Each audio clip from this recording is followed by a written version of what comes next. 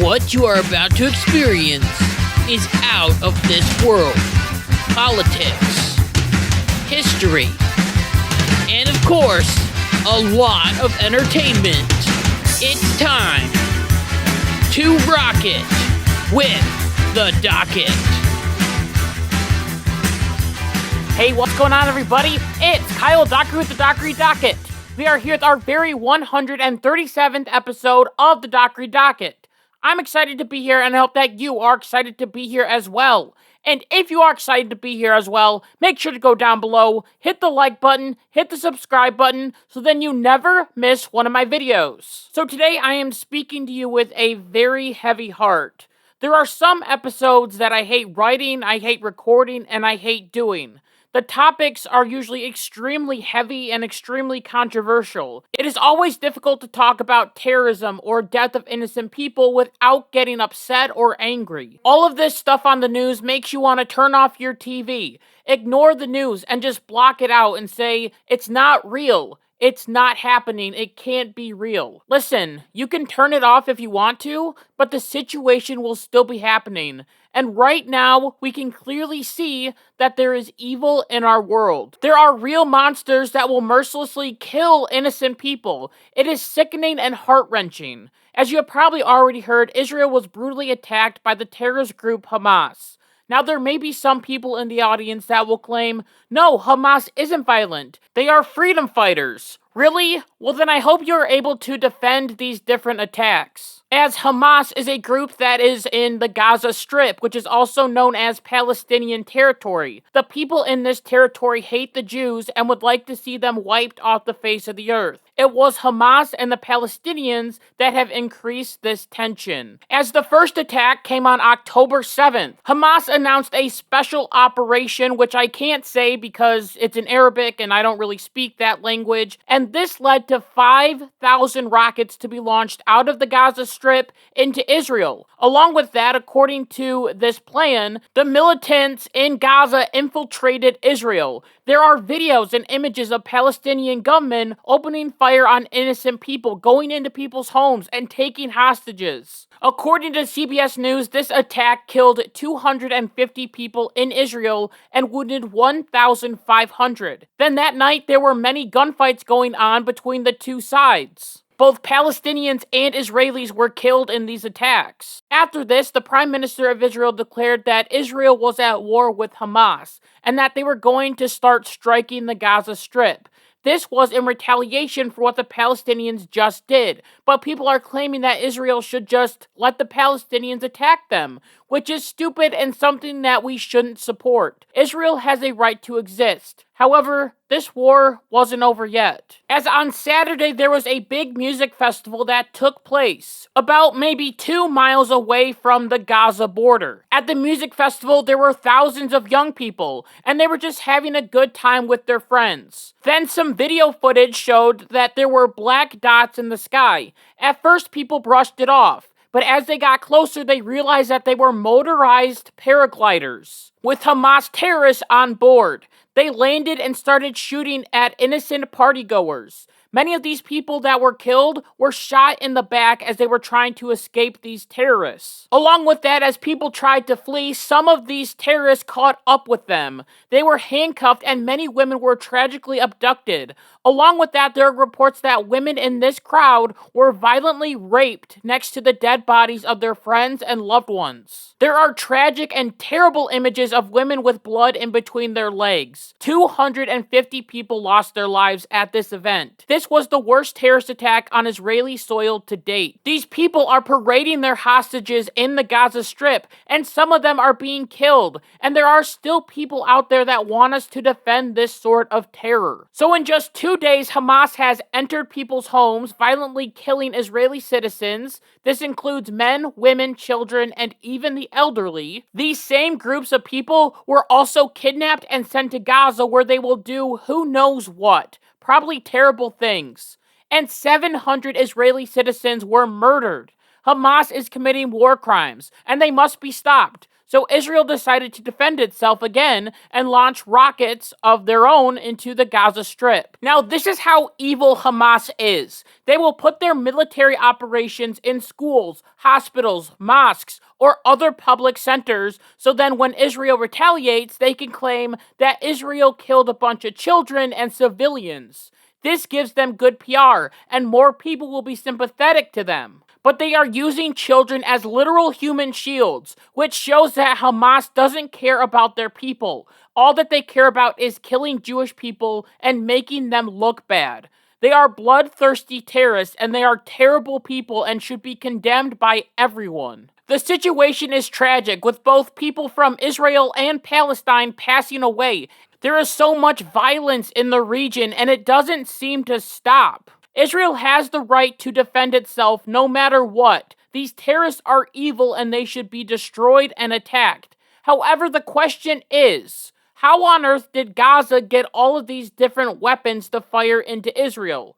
Well, they got a little bit of help from their Arab friends around the Middle East, as there are theories that Iran could be a possible culprit to this plot, as they have been funding Hamas for years, giving them aid and weaponry. Along with that, recently Iran got a $6 billion bonus as they accepted a deal with the United States for some hostages for $6 billion. This money was technically already Iran's, but it was frozen by Donald Trump, as he placed a ban on Iran's oil exports and put sanctions on their banking sector. Man, thank goodness we don't have Trump anymore. As now when Joe Biden comes in, he's willing to give them that money for these different hostages. Now, I am glad that these hostages are coming home. They deserve to come home. But I do believe that Iran had something to do with this attack. If Iran knows that they are going to get $6 billion from the United States, why not spend $6 billion of your own money to fund Hamas or other terrorist organizations?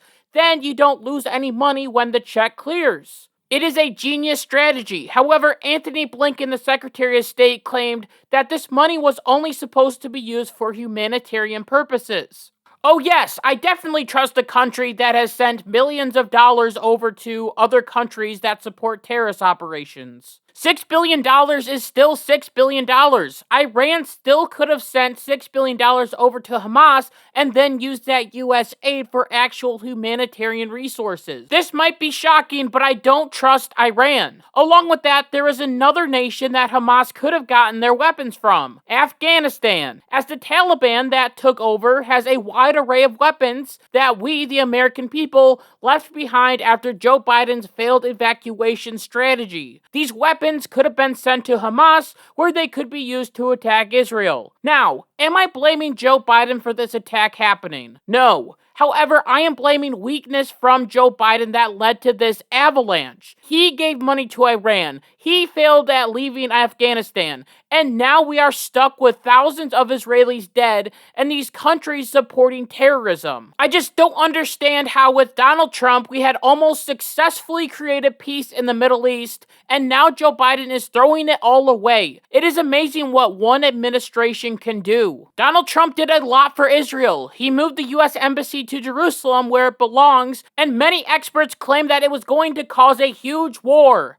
Guess what? It didn't. Then Donald Trump recognized the Golan Heights as Israeli territory. Once again, experts came out and claimed that this was going to cause a conflict. But guess what? It didn't again. Trump made historic trade deals with the Abraham Accords. Muslim countries like Bahrain, Morocco, Sudan, and the United Arab Emirates were talking to Israel, and they had peaceful relations. Now all of that is gone. All that we have is weakness and terrorist attacks. Now, Biden has a chance to fix this situation, as he has already come out and supported Israel, which I am glad that he is, but I'm hoping that he takes it a step further. Joe Biden knows that there are American citizens in that group of hostages, and I wish that Joe Biden would get on TV and claim, if a hair of an American citizen that is captured gets cut, we will not tolerate your existence anymore. Listen, Hamas is so evil that they may start doing live executions. ISIS style. If that happens and an American citizen is killed, the United States needs to respond with force like the world has never seen. This could lead to another war. This could lead to another terrible situation. And I'm hoping that it doesn't escalate anymore. But we can already see just days into this crisis that more and more people are dying on both sides. More and more people are getting hurt. More buildings are getting bombed. More people are being taken as hostage. And with this whole situation and the amount of deaths we are seeing from terrorists, it still amazes me that there are people in our world today that are defending these different terrorists. For example, when Ukraine was attacked by Russia, everyone on social media put a Ukraine flag up. Everyone supported Ukraine. They wanted Ukraine to fight back. And if you ever say that you might want to cut the funding to Ukraine just a little bit, then you are a Putin puppet. Doesn't that sound like this situation too? An innocent country is attacked by a group of thugs and is getting their sovereignty questioned. When Ukraine was attacked, everyone wanted Ukraine to stay in and fight. But now, with this situation, there are anti-Semitic congresswomen that are calling for a ceasefire on social media. Are you kidding me? A ceasefire? Israel is claiming that to them, this is like 9/11. Some people are even saying that there hasn't been this many deaths of Jews since the Holocaust. And you want to tell me that they shouldn't defend themselves? You're telling me that Israel should just take a punch to the face and just say, oh, well, it's just a few dead citizens. Throughout history, whenever a country is attacked, that country fights back. When 9/11 happened, we attacked back. When Pearl Harbor happened, we attacked back. These people are ridiculous, especially when they are marching in the streets defending this terrorism. As there was a pro-Hamas rally, not in the Middle East, but right here in the United States. New York City, to be exact. As there was a rally presented by the Democratic Socialists of America, which some of these anti-Semitic House members, like Rashida Tlaib and Ilhan Omar, are a part of. This rally had many speeches mocking the attacks. One speaker claimed, and as you might have seen, there was some sort of rave or desert party where they were having a great time, until the resistance came in, electrified hang gliders, and took at least several dozen hipsters. Along with that, Rashida Tlaib also made a statement blaming the Jewish people for the attack, as she said, the failure to recognize the violent reality of living under siege, occupation, and apartheid makes no one safer. Along with that, there are universities across America that are defending these terrorists. From Columbia University, Northwestern University, and Harvard, all of them are victim blaming the people that were slaughtered and raped. All of these schools wrote a joint statement and 30 student organizations signed it. It claimed, the apartheid regime is the only one to blame for Saturday's horrific attacks. Other colleges and professors are defending this as well, even though Israel is the one that was attacked. Could you imagine if people in America after 9/11 were saying, well, it's actually America's fault for that? I believe a lot of people would have punched them in the mouth. But with this, it's fine. It's acceptable. Go ahead. Blame the victim and support the terrorists. I'm glad that I'm on the side of history that doesn't support terrorism. There is no way that this attack can be justified ever. What happened was terrorism. What happened was an attack on innocent people. I dare you right now to go on the internet and watch these different videos of Israelis getting attacked. Go look at the children in dog cages. Go look at the women with blood between their legs from being raped. Go look at the elderly getting taken away. Go look at the tears and the blood and the fear. Then look at the story of where 40 Israeli babies were decapitated, killed. These people are sick and disgusting. There is no way that this can be justified ever.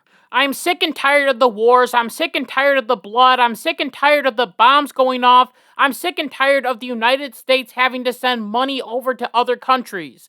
But when evil is out there, people have to do something about it. We can't let evil foster. We can't let these terrorists kill our American citizens or Israeli citizens as well. There has to be some sort of solution to this problem because it has been going on for decades. I guess the only thing we can do right now is hope and pray it doesn't escalate further. And with that, I just want to thank you so much for listening to this episode of the Dockery Docket. And until next time, like my mom always says, be good, be kind, be loving. Goodbye.